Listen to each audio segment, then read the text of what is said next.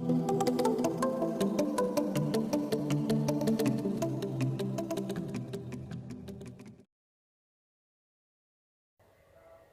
Students, आज हम पढ़ रहे हैं स्टैटिस्टिक्स। इसमें मैं आपको बताऊंगी इंट्रोडक्शन ऑफ स्टैटिस्टिक्स। यहाँ पे मैं आपको बहुत ही शॉर्ट समरी बताऊंगी, बहुत छोटा सा आपको इंट्रोडक्शन दूंगी इसमें, और वो मेन सारे टर्म्स आपको क्लियर करूंगी जो कि हमको न्यूमेरिकल के लिए बहुत ज़रूरी होते हैं। ठीक है, बाकी अगर आपको डिटेल में पढ़ना है तो इसके लिए मेरे नोट्स हैं, आप इसको पढ़ सकते हैं।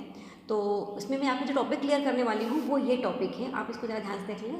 ये टॉपिक मैं आपको क्लियर करूँगी और वन बाय वन मैं आपको सारा टॉपिक क्लियर कर दूँगी। तो स्टार्ट करते हैं हम फर्स्ट टॉपिक से, meaning and definition of statistics. Statistics क्या है? स्टैटिस्टिक्स एक साइंस है, एक आर्ट है, जिसमें हम क्या करते हैं, डाटा के साथ काम करते हैं। डाटा को हम क्या करते हैं, डाटा का हम कलेक्शन करते हैं, कलेक्शन करने के बाद उसका क्लासिफिकेशन करते हैं, इसको हम टेबुलेशन फॉर्म में डालते हैं और इसको हम प्रेजेंट करते हैं। प्रेजेंट करने के बाद में एनालिसिस करते हैं, उसका विश्लेषण करते हैं और इसमें हम डाटा का रिलेशन शो करते हैं कि किसका किसके साथ में क्या रिलेशन बन रहा है, मतलब किस कॉज का क्या इफेक्ट है, कॉज के साथ में इफेक्ट शो करते हैं। तो इसके थ्रू क्या होता है कि हमारी बहुत सारी सोशल इकोनॉमिकल जो प्रॉब्लम्स हैं, उस आने वाले टाइम में हम क्या क्या प्रॉब्लम्स हो रही है या क्या होने वाला है, उसका हम अनुमान आसानी से लगा सकते हैं। उन प्रॉब्लम को सॉल्व करने में डाटा हमको यहाँ पे ये हेल्प करते हैं। ठीक है, अब इसके बाद में हम इसकी छोटी सी एक डेफिनेशन देख लेते हैं। बहुत छोटी सी, बहुत प्यारी सी एक डेफिनेशन क्रॉक्सटन एंड कॉर्डन की दी हुई है। इसमें वही सब बातें बताई गई है, सेम टू सेम जो हमने आपको अभी एक्सप्लेन किया है। Statistics may be defined as the collection, presentation, analysis and interpretation of numerical data।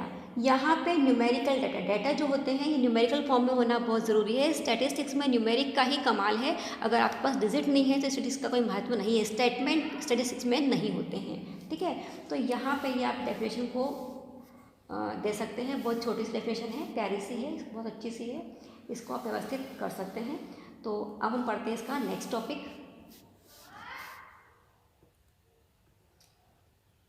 Characteristic and scope of statistics. Characteristics पढ़ा था अभी हमने यहाँ पे। एग्रीगेट ऑफ फैक्ट, यहाँ पे हम क्या करते हैं, किसी वन डिजिट के बारे में बात नहीं करते, जैसे किसी एक व्यक्ति की बर्थ है, एक व्यक्ति की डेथ है, किसी पर व्यक्ति की इनकम के बारे में हम बात नहीं करते हैं। यहाँ हम एग्रीगेट लेते हैं, किसी कंट्री में पर पर्सन क्या इनकम है, किसी कंट्री में पर प्लेस में, एक प्लेस पे किसी टाइम में कितनी डेथ हो रही है या एक घंटे में कितनी बर्थ हो रही है, यहाँ उसके बारे में हम बात करते हैं। मतलब हम यहाँ एग्रीगेट को लेते हैं, किसी एक डिजिट के बारे में बात, यहाँ पे इंडिविजुअल के बारे में बात हम नहीं करते हैं। अच्छा, स्टैटिस्टिक डाटा को हम न्यूमेरिकल एक्सप्रेस कर सकते हैं, न्यूमेरिकल फॉर्म में ही इसको हम एक्सप्रेस करते हैं। मैंने आपको बताया अभी हाल यहाँ पे कि बिना न्यूमेरिक के स्टैटिस्टिक्स का कोई महत्व यहाँ पे होता ही नहीं है। इट मीन्स ये क्वांटिटेटिव होता है, क्वालिटेटिव नहीं होता है। थर्ड पॉइंट है इसका, statistics are affected to a marked extent by multiplicity of causes. देखिए, स्टैटिस्टिक्स में अगर कोई अफेक्ट होता है, कॉज होता है, तो उसके लिए बहुत सारे कॉजेज होते हैं, उसके पीछे बहुत सारे कॉजेज होते हैं। जैसे कि अगर आप देखें एग्रीकल्चर प्रोडक्शन के बारे में अगर बात करें, तो एग्रीकल्चर जो प्रोडक्शन अगर अच्छा हुआ है, इट मीन्स रेनफॉल अच्छा हुआ है, आपका सीड अच्छा है, आपकी जो मिट्टी है उसकी क्वालिटी अच्छी है, आपका जो कल्टीवेशन का तरीका है वो अच्छा है, तो यहाँ पे सब अगर अच्छा हुआ है तो आपका एग्रीगेट प्रोडक्शन जो है वो अच्छा हुआ है। इट मीन्स यहाँ पे बहुत सारे कॉजेज हैं, उन सारे कॉजेज के ऊपर यहाँ पे इसका डिपेंड करता है।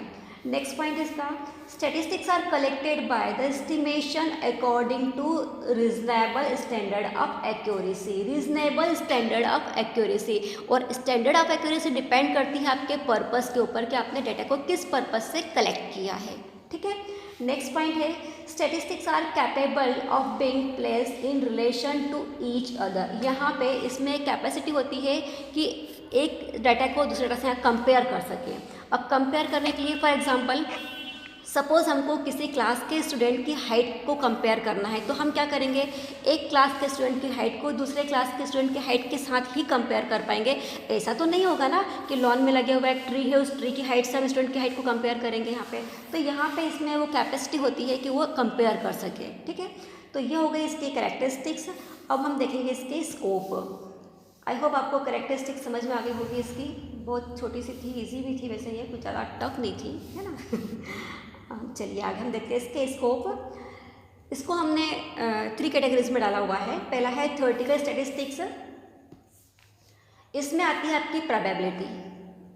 ठीक, सेकेंड है आपका स्टैटिस्टिकल मेथड, इसमें आपका collection, classification, tabulation, presentation, analysis, interpretation और देन फोरकास्टिंग, ये इसके अंदर आता है। और मेन चीज़ हम इसी को फोकस करेंगे।